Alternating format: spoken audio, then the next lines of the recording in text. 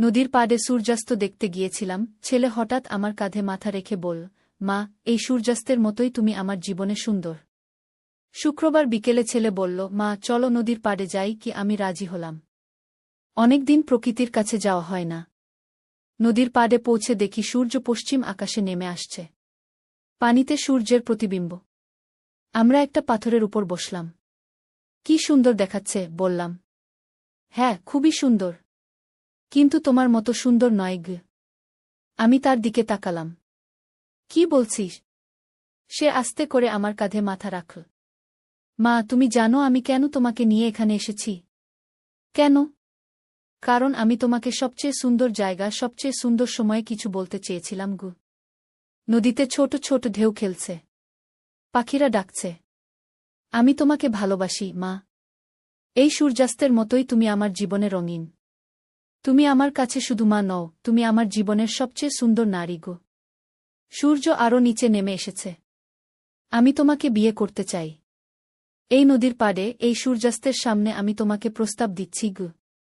সূর্যের শেষ আলো নদীর পানিতে ঝিলমিল করছে। এই গল্পটি সম্পূর্ণ শুনলে আপনাদের পানি অটোমেটিক বের হয়ে যাবে, সো যত দ্রুত সম্ভব হাতের কাছে টিস্যু নিয়ে বসে পড়ুন। বিছানার চাদর যেন নষ্ট না হয় সেটা সম্পূর্ণ খেয়াল রাখার অনুরোধ জানিয়ে গল্পটি এখন শুরু করব। তার আগে সর্বশেষ অনুরোধ, দয়া করে এমন পানি বের করার গল্প নিয়মিত শুনতে আমাদের চ্যানেলটি সকলেই সাবস্ক্রাইব করুন। ধন্যবাদ। হ্যালো বন্ধুরা, আমার নাম রূপালী দাস। আমার বয়স ৩৯ বছর। আমার স্বামীর নাম সুব্রত দাস, বয়স ৫২ বছর। আমাদের ৩ সন্তান, রায়হান, তানিয়া আর হৃদয়। রায়হান ২১ বছর বয়সী, ইউনিভার্সিটিতে পড়ে। তানিয়া ১৭ বছর বয়সী, কলেজে যায়। হৃদয় ১৪ বছর বয়সী, স্কুলে পড়ে। আজকের ঘটনাটা শুরু হয়েছিল গত সপ্তাহে। রায়হান হঠাৎ আমাকে বলল, মা, তোমার সাথে একটা গুরুত্বপূর্ণ কথা আছে কি? তার গলার স্বরে একটা অদ্ভুত আকুলতা ছিল। আমি বুঝতে পারছিলাম না কি ব্যাপার। সে আমাকে বলল সূর্যাস্তের সময় নদীর ধারে যেতে। কিন্তু আমি জানতাম না যে এই সিদ্ধান্তটা আমার পুরো জীবনটাই পাল্টে দিতে চলেছে। নদীর ধারে গিয়ে যা ঘটেছিল তা আমি কখনো ভাবতে পারিনি। রায়হান যখন আমার কাঁধে মাথা রাখল, তখন আমি ভাবলাম সে হয়তো কোনো মানসিক চাপে আছে। কিন্তু তার পরের কথাগুলো শুনে আমার মাথা ঘুরে গেল। সে বলল, মা, আমার মনে হয় আমি তোমাকে অন্যভাবে ভালোবাসি গু। আমি চমকে উঠলাম। কি মানে? মানে হলো, আমি তোমাকে শুধু মা হিসেবে নয়, একটা নারী হিসেবে দেখি। তার কথাগুলো আমার কানে এসে বাজছিল। আমি তার দিকে তাকালাম। তার চোখে একটা অন্যরকম দৃষ্টি। রায়হান, তুমি কি বলছ? মা, আমি জানি এটা ভুল। কিন্তু আমি কিছুই করতে পারছি না। তুমি আমার সবচেয়ে কাছের মানুষ। তুমি আমাকে বুঝো। তুমি আমার যত্ন নাও। আমার হৃদয় দ্রুত স্পন্দিত হচ্ছিল। এই পরিস্থিতি আমি কখনো কল্পনা করিনি। আর বাবা? তানিয়া আর হৃদয়? তুমি কি তাদের কথা ভাবনি? আমি জিজ্ঞেস করলাম। মা, আমি সবার কথা ভেবেছি। কিন্তু তুমি আমার জীবনে এত গুরুত্বপূর্ণ যে আমি তোমাকে হারাতে পারব না। তুমি যদি রাজি হও, আমরা সবাইকে বুঝিয়ে বলব। আমি স্তব্ধ হয়ে গেলাম। রায়হান আমার হাত ধরে বলল, মা, আমি তোমাকে বিয়ে করতে চাই। সূর্য ততক্ষণে অর্ধেক ডুবে গেছে। নদীর পানিতে লাল আলোর ছটা। আমি কিছুই বুঝতে পারছিলাম না। একদিকে আমার মাতৃত্ব, অন্যদিকে রায়হান। এটা কি করছিস তুমি? আমি তোমার মা গু। মা, আমি জানি। কিন্তু তুমি আমার হৃদয়ে এমনভাবে জায়গা করে নিয়েছ যে আমি তোমাকে ছাড়া বাঁচতে পারব না। আমি তোমাকে রাজকন্যার মতো রাখব। তুমি আমার রানী হবে গু। আমার চোখে পানি এসে গেল। কিন্তু রায়হান, সমাজ কি বলবে? আমার বিবেক কি বলবে? মা, সমাজ যা ইচ্ছে বলুক। আমার শুধু তুমি দরকার। আমি তোমাকে সুখী রাখব। তুমি দেখবে গু। রায়হান আমার চোখের দিকে তাকিয়ে বলল, মা, তুমি যদি না বলো, আমি এই নদীতে ঝাঁপ দিয়ে প্রাণ দিয়ে দেব গু। আমি ভয়ে কাঁপতে লাগলাম। না রায়হান, এমন কথা বলিস না গি। তাহলে তুমি হ্যাঁ বলো। সে আমার হাত চেপে ধরল। আমি দীর্ঘক্ষণ চুপ থাকলাম। সূর্য প্রায় অস্ত যেতে বসেছে। নদীতে বাতাসের শব্দ। পাখিদের কিচিরমিচির। ঠিক আছে, আমি ফিসফিস করে বললাম।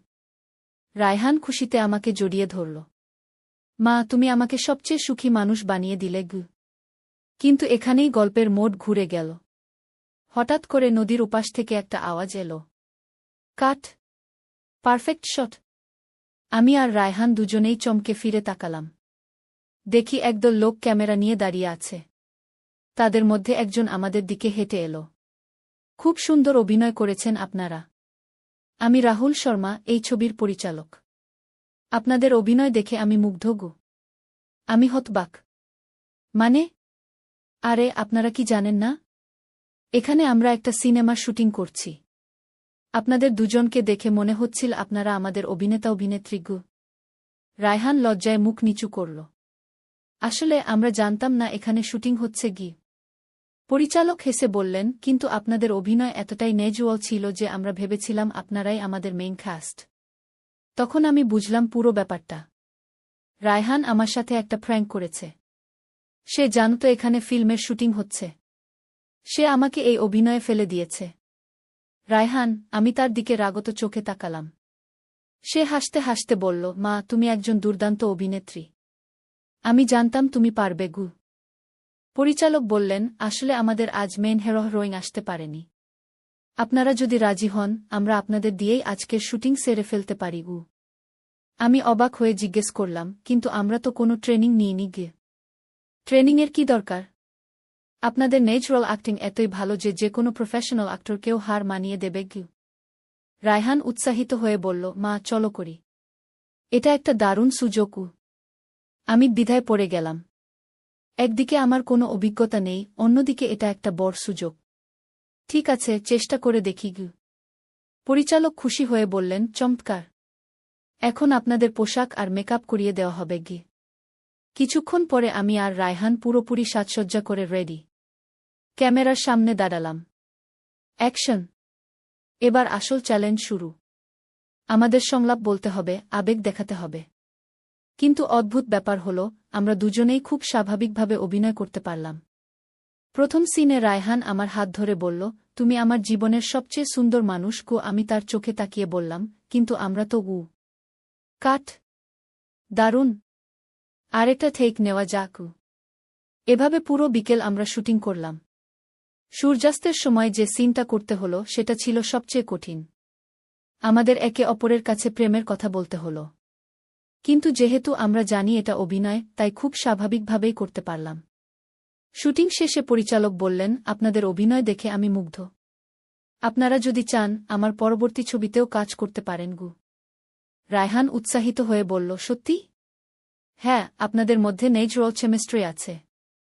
মডার্ন রিলেশনশিপ যেভাবে পোর্ট্রে করেছেন সেটা অসাধারণ গু। আমি তখন বুঝলাম যে পুরো ছবিটাই ছিল একটা পারিবারিক ড্রামা। মা-ছেলের বন্ডিং নিয়ে। কোনো অশ্লীল কিছু নয়। মা, তুমি দেখলে? আমরা হিরোইন হয়ে গেলাম। রায়হান খুশিতে আমাকে জড়িয়ে ধরল। কিন্তু গল্প এখানেই শেষ নয়। বাসায় ফিরে এসে দেখি সুব্রত, তানিয়া আর হৃদয় সবাই অপেক্ষা করছে। সুব্রত বলল, কোথায় ছিলে এতক্ষণ? রায়হান উৎসাহিত হয়ে সব কিছু বলল। বাবা, আমরা ফিল্মে কাজ করেছি। তানিয়া অবিশ্বাসের সাথে বলল, কি? মা, ফিল্মে? আমি হেসে বললাম, হ্যাঁ রে। আমিও জানতাম না যে আমি অভিনয় করতে পারি। হৃদয় এক্সাইটেড হয়ে বলল, মা, তুমি ফেমাস হয়ে যাবে।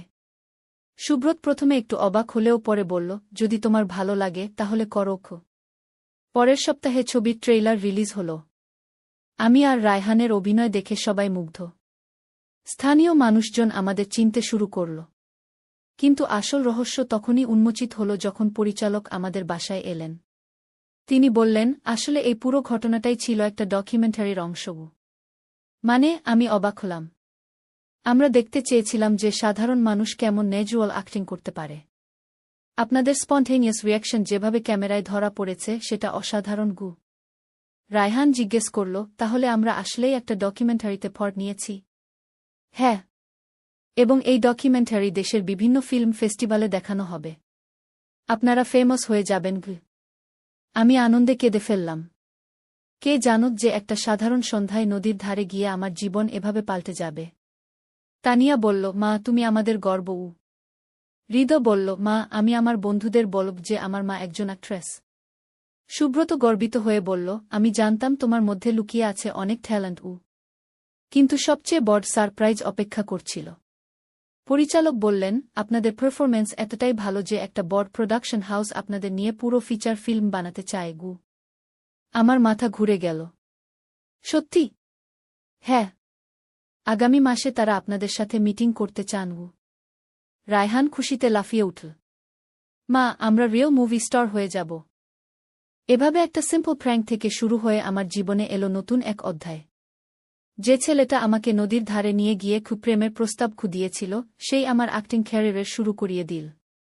আজকে যখন আমি এই গল্প বলছি, তখন আমি একজন এস্টাবলিশড অ্যাক্ট্রেস। রায়হানও একজন সফল অ্যাক্টর। আমরা মদারসন ডিও হিসেবে বেশ কয়েকটা সফল ফিল্মে কাজ করেছি। সেই নদীর ধারের সন্ধ্যাটা আমাদের জীবনে এনে দিয়েছিল নতুন স্বপ্ন। রায়হানের সেই ক্রিয়েটিভ প্র্যাঙ্ক আমাদের পৌঁছে দিয়েছিল সাকসেসের শিখরে। কিন্তু আসল রহস্য হল, যে ডকুমেন্টারিতে আমরা পার্ট নিয়েছিলাম, সেটা আসলে ছিল একটা সোশ্যাল এক্সপেরিমেন্ট। তারা দেখতে চেয়েছিল যে একজন মা আর ছেলে কেমনভাবে আনএক্সপেক্টেড সিচুয়েশন হ্যান্ডেল করে। আমাদের ন্যাচারাল বন্ডিং, আমাদের কেমিস্ট্রি, আমাদের স্পন্টেনিয়াস রিঅ্যাকশনস, সব কিছুই ছিল জেনুইন। আর সেটাই আমাদের এত বড় সাকসেস এনে দিয়েছিল। আজ আমি যখন এই কাহিনী শেয়ার করছি, তখন আমি গর্বিত যে আমার ছেলে এমন একটা ক্রিয়েটিভ ওয়েতে আমার হিডেন ট্যালেন্ট বের করে এনেছে। নদীর ধারে সেই সূর্যাস্তের মুহূর্তটা শুধু একটা রোম্যান্টিক সিন ছিল না, সেটা ছিল আমার নতুন জীবনের সূর্যোদয়। কিন্তু গল্পটা এখানেই শেষ নয়। আরও অনেক রহস্য বাকি ছিল। প্রথম ছবি রিলিজ হওয়ার পর আমাদের জীবনে আরও বড় পরিবর্তন এলো। হঠাৎ একদিন একটা বিদেশি প্রোডাকশন কোম্পানি থেকে ফোন এলো। তারা বলল আমাদের ছবি ইন্টারন্যাশনাল ফিল্ম ফেস্টিভ্যালে পুরস্কার জিতেছে। আমি বিশ্বাস করতে পারছিলাম না। কি? আন্তর্জাতিক পুরস্কার? রায়হান এক্সাইটেড হয়ে বলল, মা, আমরা ইন্টারন্যাশনাল স্টার হয়ে গেলাম। তানিয়া গর্বিত হয়ে বলল, মা, তুমি আমাদের নিয়ে বিদেশ যাবে? পরদিন সকালে আমাদের বাসায় মিডিয়া এসে পৌঁছাল। সবাই ইন্টারভিউ নিতে চায়। প্রশ্ন করছে, কেমন লাগছে এই সাফল্য? আমি বললাম, স্বপ্নের মতো লাগছে। কখনো ভাবিনি যে আমি এভাবে বিখ্যাত হয়ে যাব। কিন্তু এই খ্যাতির সাথে সাথে এলো নতুন চ্যালেঞ্জ। একদিন হৃদয় স্কুল থেকে কাঁদতে কাঁদতে বাসায় এলো। কি হয়েছে হৃদয়? আমি জিজ্ঞেস করলাম। মা, ক্লাসের বন্ধুরা আমাকে নাই ঠাট্টা করছে। তারা বলছে তোমার আর রায়হান ভাইয়ার ছবিতে অদ্ভুত রিলেশনশিপ দেখানো হয়েছে। আমার মন খারাপ হয়ে গেল। আমি বুঝলাম যে আমাদের অ্যাকশনের কারণে মানুষ ভুল বুঝেছে। সুব্রত বলল, হয়তো আমাদের পাবলিকের কাছে পুরো ব্যাপারটা ক্লিয়ারলি বোঝানো উচিত। পরদিন আমরা একটা প্রেস কনফারেন্স ডাকলাম। সেখানে আমি বললাম, আমাদের ছবিতে যা দেখানো হয়েছে সেটা ছিল পিওর অ্যাক্টিং। রিয়েল লাইফে আমি একজন ডিভোটেড মা এবং রায়হান আমার লভিং ছেলে।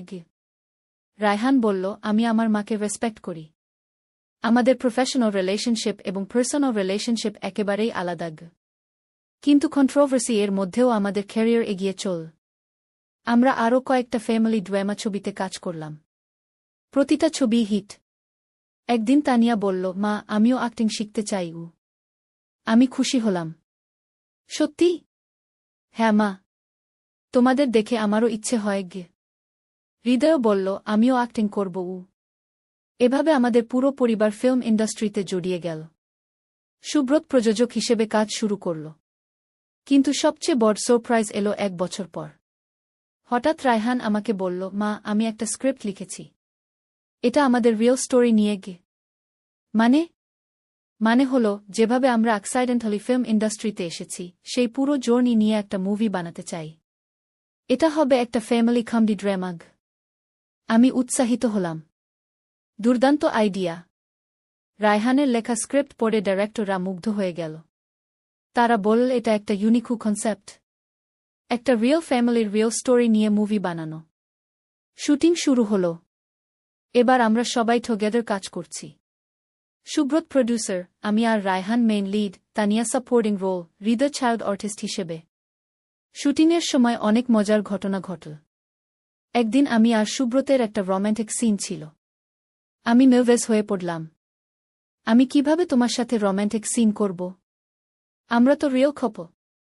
সুব্রত হেসে বলল, এই জন্যই তো ন্যাচুরাল লাগবে। তানিয়া আর হৃদয় পাশে দাঁড়িয়ে আমাদের অ্যাক্টিং দেখে হাসছিল। মা, তুমি লজ্জা পাচ্ছ কেন? এটা তো অ্যাক্টিং, তানিয়া বলল। হৃদয় বলল, বাবা, মাকে প্রপারলি কিস করো। না হলে সিন ভালো হবে না গি।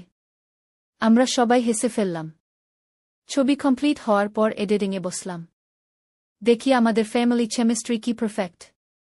মনে হচ্ছে না যে আমরা অ্যাক্টিং করছি। সব কিছুই ন্যাচুরাল। ছবি রিলিজের দিন আমি নার্ভাস ছিলাম। জানি না মানুষ কেমন রিঅ্যাক্ট করবে গি।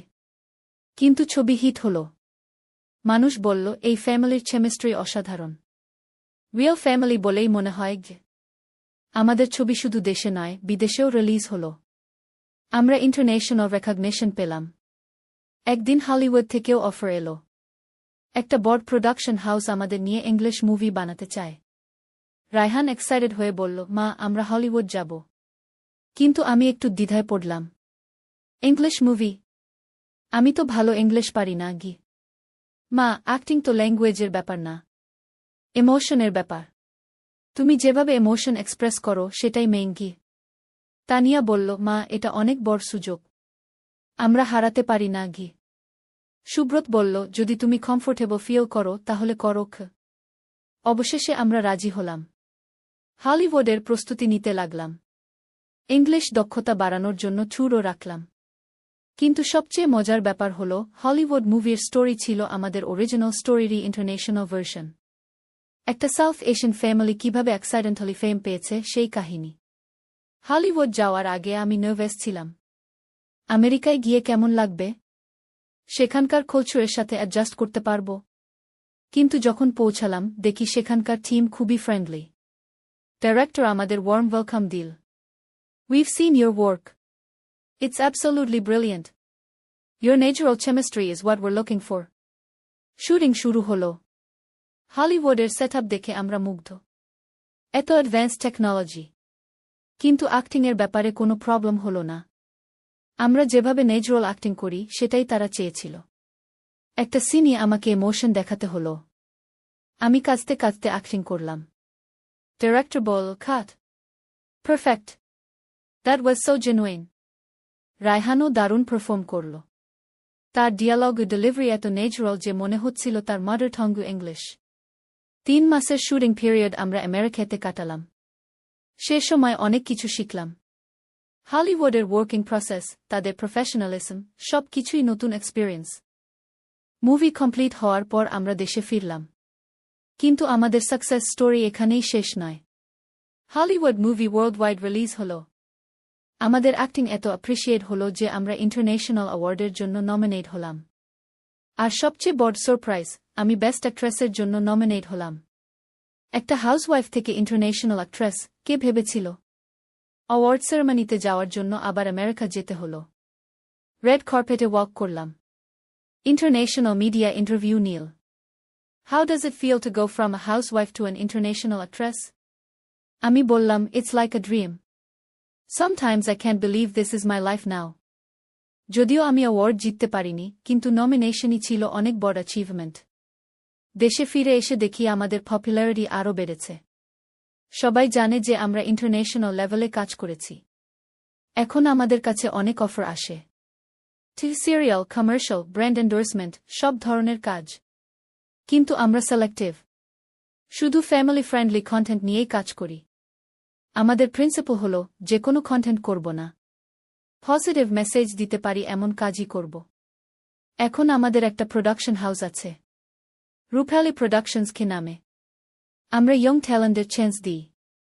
যারা আমাদের মতো অর্ডিনারি ব্যাকগ্রাউন্ড থেকে এসে অ্যাক্টিং করতে চায় তাদের সাপোর্ট করি। তানিয়া এখন একটা লিডিং অ্যাক্ট্রেস। তার প্রথম মুভি সুপারহিট হয়েছে। হৃদয় চাইল্ড আর্টিস্ট হিসেবে নাম করেছে। আমাদের পুরো পরিবার এখন ফিল্ম ইন্ডাস্ট্রির ওয়েল নোন ফেস। কিন্তু আমরা কখনো ভুলি না যে আমাদের সাফল্যের শুরু হয়েছিল সেই নদীর ধারের সূর্যাস্তের মুহূর্ত থেকে। রায়হানের সেই প্র্যাঙ্কটা আমাদের জীবনে এনে দিয়েছিল এক অভাবনীয় পরিবর্তন। একটা সিম্পল আফটারনুনে নদীর ধারে গিয়ে আমরা হয়ে গেলাম ইন্টারন্যাশনাল সেলিব্রিটি। আজকে যখন নতুন অ্যাক্টর অ্যাক্ট্রেসদের অ্যাডভাইস দিই তখন বলি, সুযোগ এলে গ্র্যাব করো।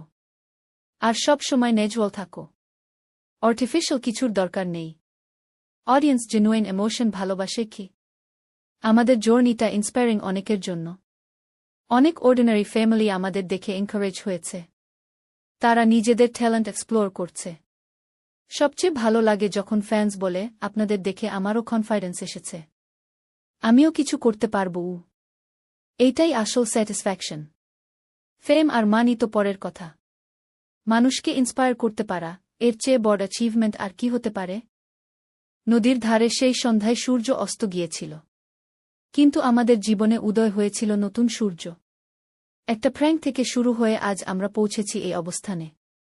রায়হান আজকেও মাঝে মাঝে বলে, মা, মনে আছে সেই দিনের কথা, যখন আমি তোমাকে বিয়ে করার প্রস্তাব দিয়েছিলাম? আমি হেসে বলি, সেটা তো ছিল অ্যাক্টিং। কিন্তু সেই অ্যাক্টিংই আমাদের এখানে পৌঁছে দিয়েছে। এই যে গল্প শেয়ার করলাম, এটা শুধু আমার গল্প নয়, এটা প্রতিটা অর্ডিনারি মানুষের গল্প। যে কেউ যে কোনো সময় এক্সট্রাঅর্ডিনারি কিছু করতে পারে। শুধু সুযোগটা চিনতে হয় আর গ্রহণ করার সাহস রাখতে হয়। নদীর পাড়ে সেই সূর্যাস্তের দৃশ্য আজও আমার চোখে ভাসে। সেই মুহূর্তটা আমার জীবনের টার্নিং পয়েন্ট।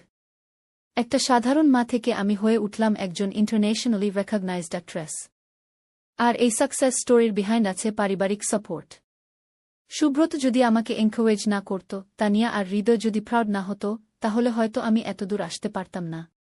ফ্যামিলি ইউনিটি আর মিউচুয়াল সাপোর্ট, এইটাই আমাদের স্ট্রেংথ। আমরা একসাথে ড্রিম দেখেছি, একসাথে কাজ করেছি, একসাথে সাকসেস এনজয় করেছি। এই গল্প শুনে যারা ইন্সপায়ার হবেন, তারা রিমেম্বার রাখবেন, সাফল্যের কোনো এজ লিমিট নেই। আমি ৩৯ বছর বয়সে অ্যাক্টিং শুরু করেছি। দেরি হয়ে গেছে ভেবে হতাশ হওয়ার কিছু নেই। ড্রিমগুলো আছে পারস্যু করার জন্য, অপরচুনিটি এলে গ্র্যাব করার জন্য। আর ফ্যামিলি সাপোর্ট আছে সাফল্যের পথে এগিয়ে যাওয়ার জন্য। নদীর ধারে সেই সূর্যাস্তের গল্প আজ হয়ে উঠেছে আমাদের পরিবারের লেজেন্ড। এই গল্প আমরা আমাদের গ্র্যান্ডচিলড্রেনদের বলব। কিভাবে একটা সিম্পল প্র্যাঙ্ক পরিবর্তন করে দিয়েছিল আমাদের পুরো জীবন।